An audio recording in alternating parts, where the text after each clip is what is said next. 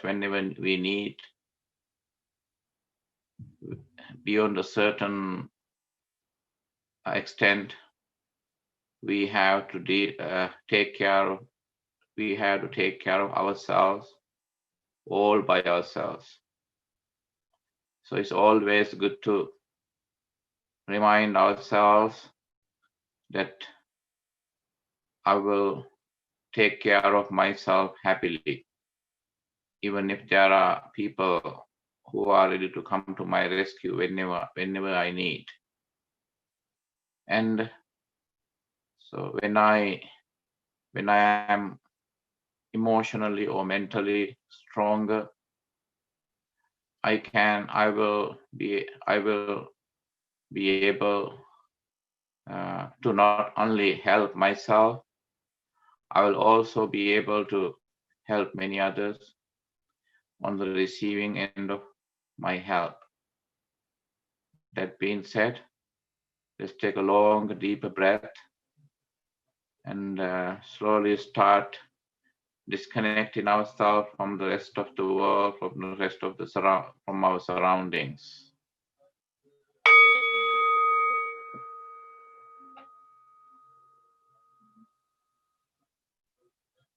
And let's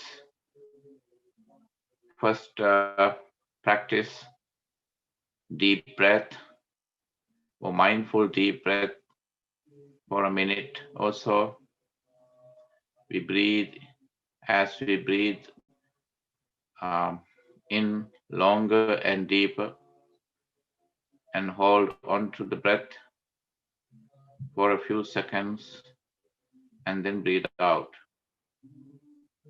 We bring our attention around our nostrils. We maintain our attention around the nostrils, breathing in,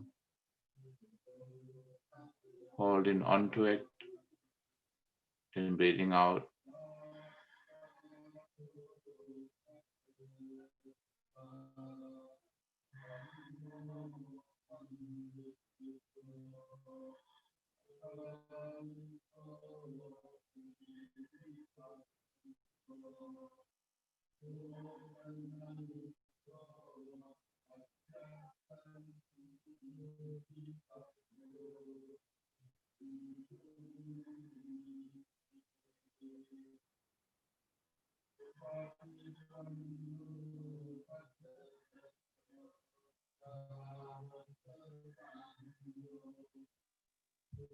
And then we switch back to our normal breath, if you so like to. And those who are willing to continue with the deep breath may do so.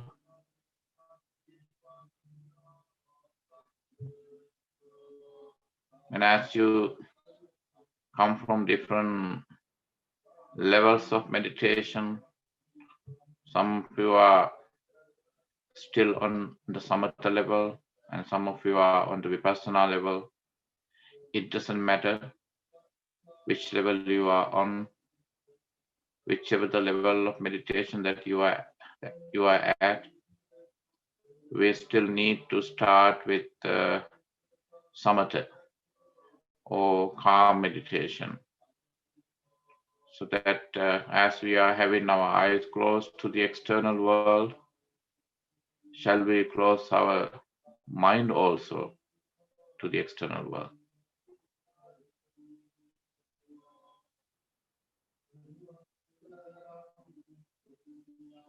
And as distractions or palibodhas occur, we may not get agitated by them.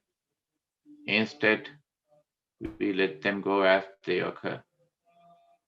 As you know, there are two kinds of distractions, inner or internal, which is any anti-focused thought, memory, feeling, sensation, or tendency of the mind. And outer or external distractions, which is sound or noise in the background, in your background, such as people talking, telephones ringing, doors opening, traffic moving on the street nearby, etc. And we don't get agitated by those distractions. And we simply remind ourselves that general pre-meditation aspiration, or the meditation aspiration that we always make prior to meditation, that I will take care of myself happily no matter what.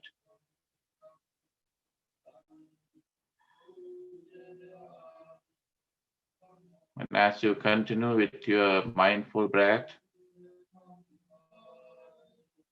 you may at times encounter mental or emotional pains, or physical pains, or bodily pains. As such pains occur, instead of getting agitated by them, getting disappointed by them, by such pains, we must be happy that we are being given an ample opportunity to understand the impermanent nature of our body and mind. And then we start looking at those pains as conditionally arising and impermanent.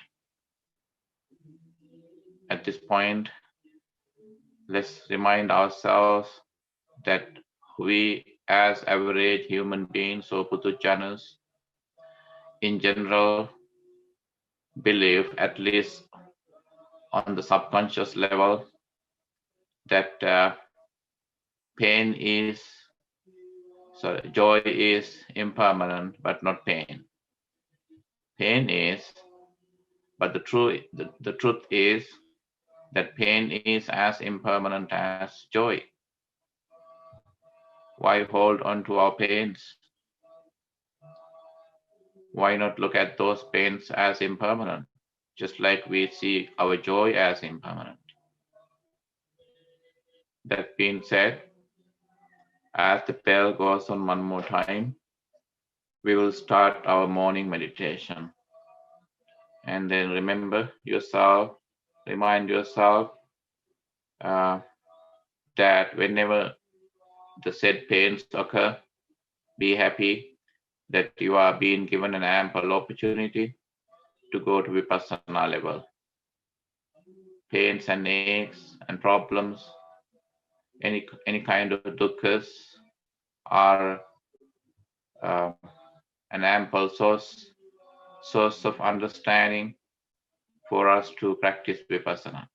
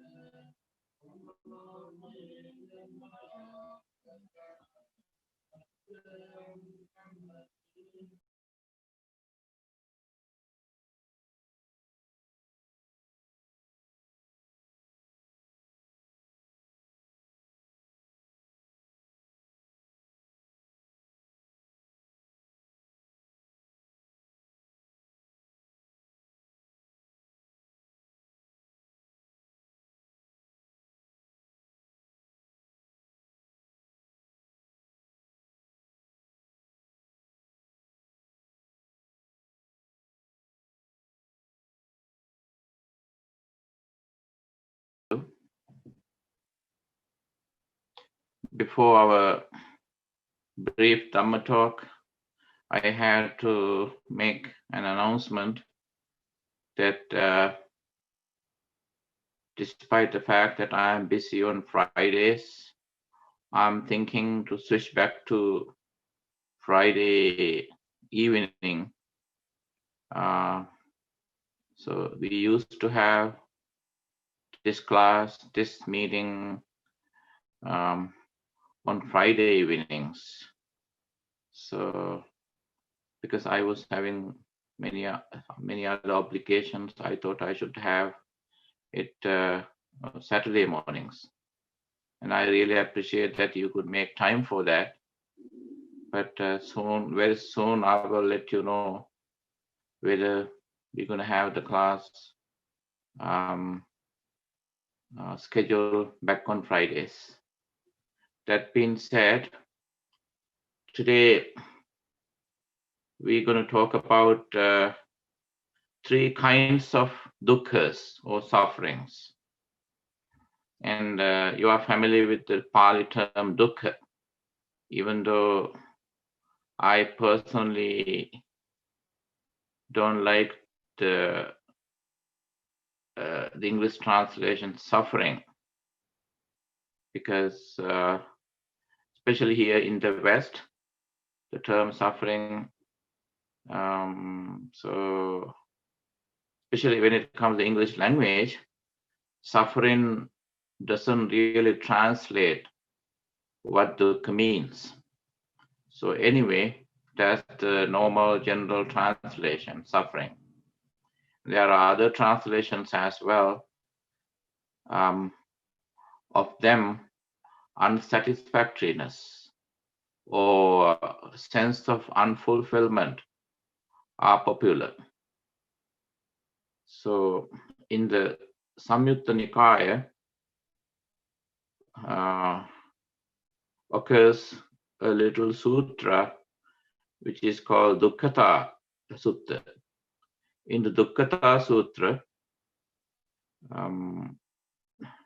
Buddha mentions 3 kinds of suffering. Now this is the exact translation of that sutra in Pali.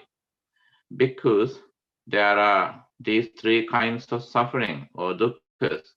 What 3? Suffering due to pain, suffering due to formations, suffering due to change. These are the 3 kinds of suffering. The Noble Eightfold Path is to be developed for direct knowledge of these 3 kinds of suffering, because the full understanding of them, for the full understanding of them, for their utter destruction, for their abandoning. If I repeat that translation again, because there are these 3 kinds of suffering. What 3? Suffering due to pain, suffering due to formations, suffering due to change. These are the 3 kinds of suffering. The Noble Eightfold Path to be developed for direct knowledge of these 3 kinds of suffering, for the full understanding of them, for their utter destruction, for their abandoning.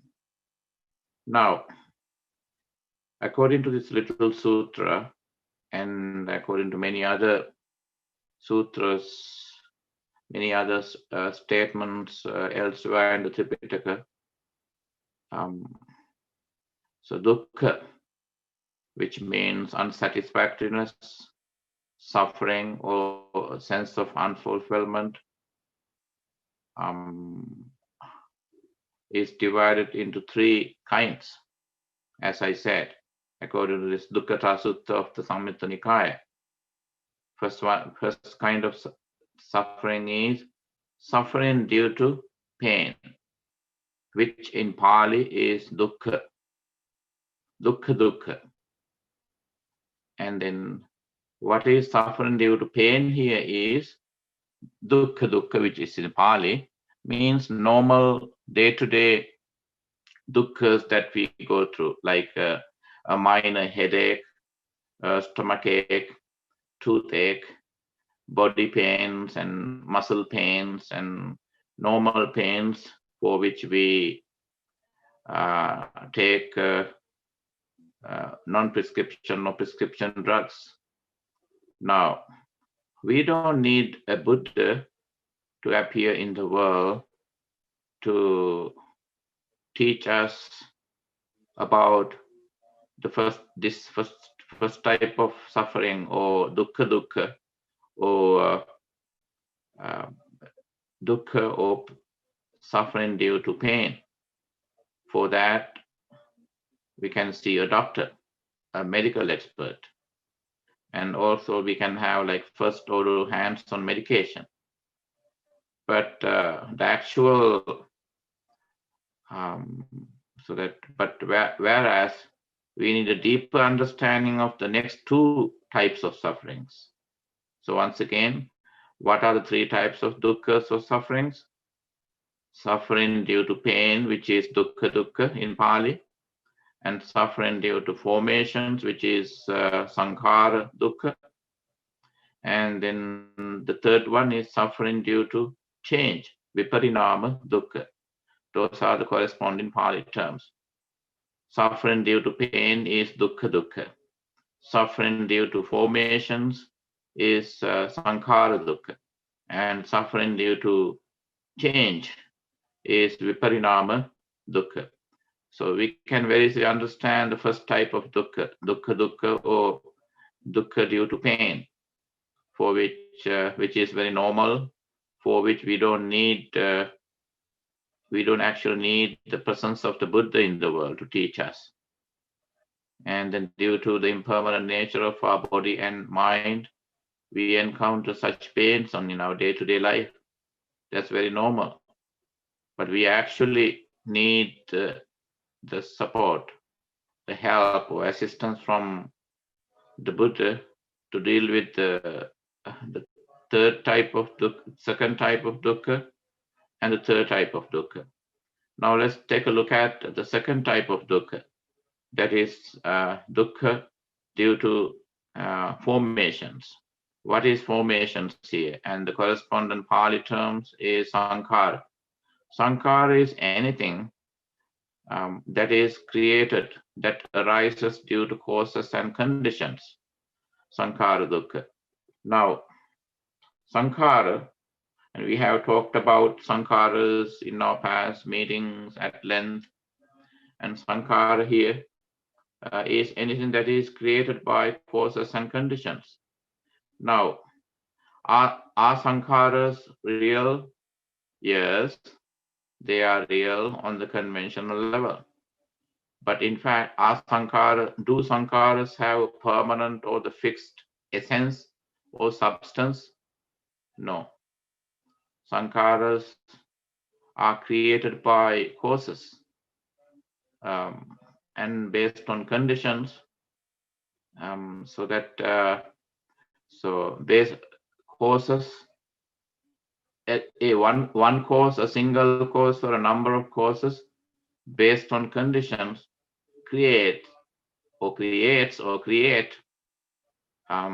is called an effect, and those effects created by causes and conditions are called sankharas. Meaning, another meaning is anything that conditionally arises. It could be nature-made, it could be man-made, it could be mind-made, anything. So another popular translation of sankhara is dynamics of experience. So in the name of existence, what we do is we gather experience, we accumulate experience. Whenever you define your past life or your personal history and your present conditions, life situations, and your future life, your dreams, and you do that in terms of experience. And experience is like an unbroken or an incessant flow or a stream, so that it is dynamic, it is continuous. And so that's why it is popularly translated as Sankhara translates as dynamics of experience. So experience is a one single incessant stream or flow, and it continues to exist. And based on experience, we define ourselves, we define our identity, we define our life. So that is the second level of dukkha. And so that second type of dukkha, second kind of dukkha, which is sankhara dukkha, or the dukkha due to pain, can also be translated as experienced-based dukkha, or the dukkha based on our experience. And then, whereas the first type of dukkha we already discussed that. What is that? There is dukkha, or dukkha due to normal pain, such as headache, stomachache, normal hunger, thirst, and all that. So, and then actually, what we need a better understanding is about the second type of dukkha, like this, that we have discussed: sankhara dukkha, or the dukkha due to pain, or dukkha due to formations, or the sankharas. Once again, what is a formation? What is a sankhara? Sankhara is anything that is created by causes and conditions. Anything created by causes and conditions is called a formation, or sankhara. Again, it can also be called experience. So the second type of dukkha is sankhara dukkha, is experience-based dukkha. And then whenever we talk about our experience, and then so most people in the world talk about or happen to mention that they have experienced more pain, more sufferings, more negative things than positive things. So experience by nature is negative. Even if it's a positive experience, what happens? Now, when you experience something negative, and then you happen to suffer anyway, what about a positive or a positive experience? And then when it comes after, so that toward the end of the positive, an experience that is positive, you end up in the same outcome. You end up being sad again, end up being dukkha again. Why?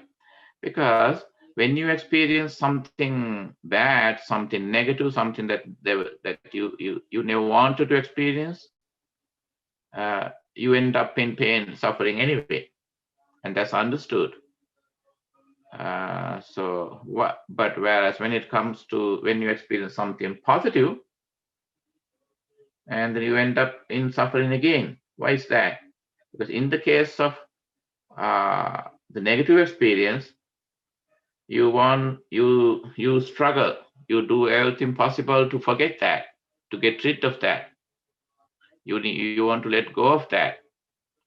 And whereas when it comes to positive experience, happy experience, something fascinating, something happy, something that you had always wanted to experience, and at that point of such experience, you try your best to retain that happiness, retain that positive experience. In such cases, then what happens? Then you end up in the same situation again. So both positive experience, both negative experience and positive experience land you in some more dukkha. So that's what happened to you. So that's why again, the sankhara dukkha, or the experience-based dukkha, or dukkha due to pain, is much deeper than the first type of dukkha, that is dukkha dukkha, or the dukkha due to normal, dukkha due to normal pains such as headache, stomach ache, hunger, thirst, and all that. And the second type of dukkha sankhara is much deeper than the first type of dukkha. And let's take a look at the third type of dukkha. The third type of dukkha is viparinama dukkha. That is dukkha. That is dukkha due to change. Now we find it extremely difficult to cope with change. Now at this point, you can think about the term impermanence or anicca. Viparinama dukkha is the hardest to understand. Even if you understand the first type of dukkha, dukkha due to pain, and even if you understand the second type of dukkha, that is dukkha due to formation, so dukkha due to sankharas, you find extremely difficult most people find extremely difficult to cope with the third type of dukkha, viparinama, and it is due to change. Now, consciously or subconsciously, most people maintain a sense of permanence, as we have discussed that great many times in our past meetings, past meetups, gatherings. So even if you are well versed in Dharma, Buddha's teachings, when it comes to deal with your own viparinama, you find it difficult to do that. Now, though Sinhalese speaking people are familiar with another term, parinama. Parinama is not is a Sinhalese word. Parinama literally means evolution, just like in Darwinism, Charles Darwin's theory of evolution. Parinama is evolution. And then Buddha talks about viparinama. So according to Darwinism, or Charles Darwin's theory of evolution, evolution is something that has an ending. Whereas according to Buddhism, it's not parinama, but viparinama. Viparinama is ongoing change. So change never stops.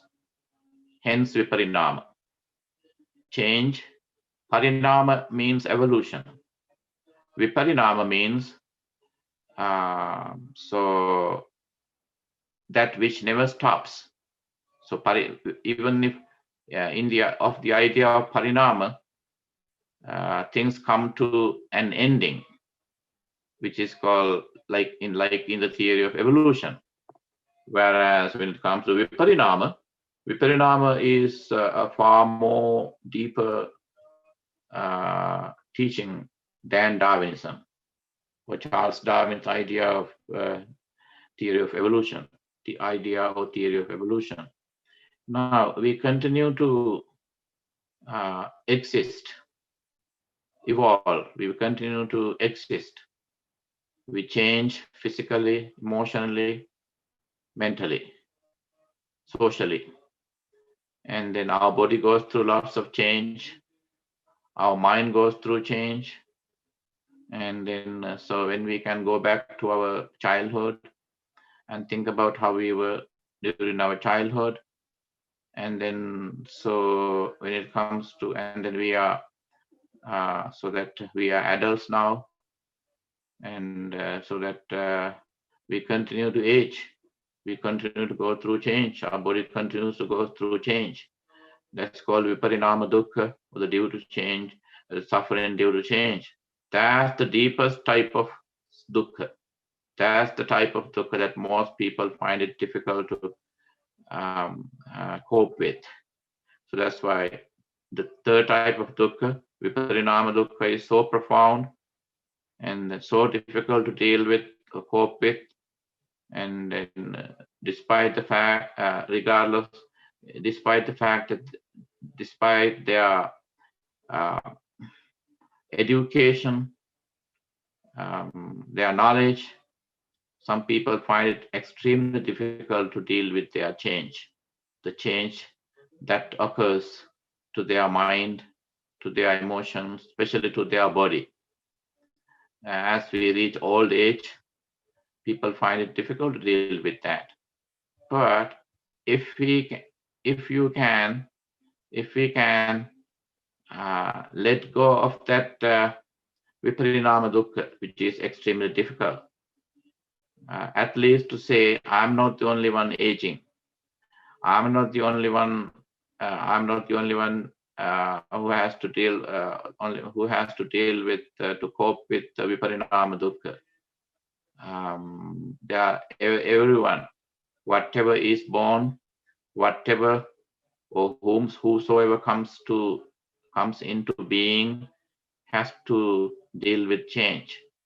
Without change, without viparinama, there's no existence. And viparinama is the essence of our existence. Viparinama or change is the essence of our existence. So existence is so inseparably interconnected with change that change and existence are the same thing. That to exist means you change. That's all for today. Thank you. Any questions? We have a few more minutes left. Sorry, but I'm leaving early today because some people have brought a memorial breakfast, memorial dana. So I skipped the first part of the ceremony, and the abbot, the venerable abbot, is conducting the first part of the ceremony in the other hall. I told him that I can't skip this meditation. So anyway, even though this meeting is scheduled for an hour and a half, usually this morning session doesn't last beyond 1 hour, based on my experience again.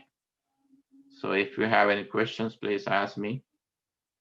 So once again, in summary, let me say, suffering or dukkha, Buddha talks about three types of suffering or dukkhas in the Samyutta Nikaya, based on the Dukkhata Sutta. According to Dukkhata Sutta, there are three types of dukkhas. Suffering due to pain, dukkha dukkha, suffering due to formation, sankhara dukkha, and suffering due to change, viparinama dukkha. Starting with the first one is the easiest to understand. Second one is more difficult. Third one is the most difficult. In fact, the purpose of the Buddha's appearing in the world is to help us understand the third type of dukkha, viparinama dukkha. Thank you.